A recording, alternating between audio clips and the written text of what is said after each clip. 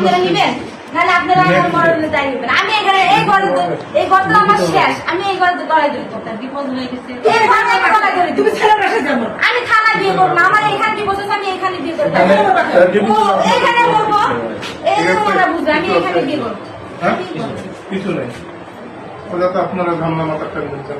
তুমি আমার বিয়ে করবে না, বিয়ে করবে না তুমি, তুমি এখানে বিয়ে করবে কিনা তাই বলো, তুমি এখানে বিয়ে করবে, আমার প্রশ্ন উত্তর দাও, তুমি এখানে বিয়ে করবে না?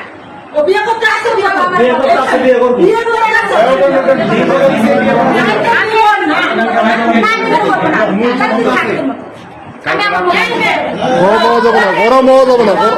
গরম হওয়া যাবে না, ঠান্ডা মাথায় দিতে শুনতেছে বলুন, গরম হওয়া যাবে না, গরম হইতেছেন কেন?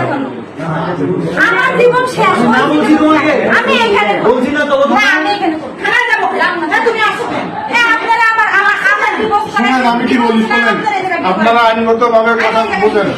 মেয়ে যখন ডিভোর্স দিচ্ছে আপনাদের কোনো কর্তৃত্ব নাই, কোনো কর্তৃত্ব নাই আপনাদের, আটকাও রাখতে পারবেন না আপনারা।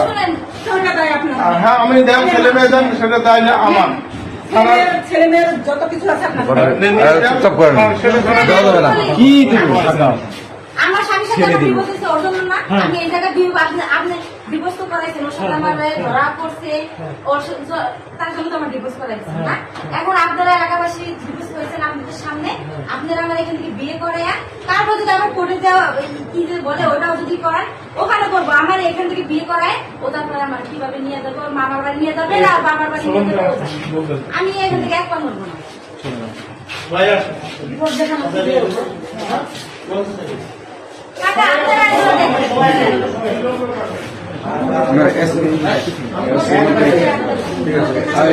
যেটা বলছেন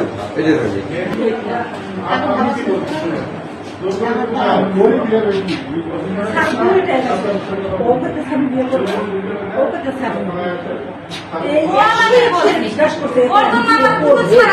ওকে আপনি বলছে যে আলোচনা আছে বিয়ে করবো,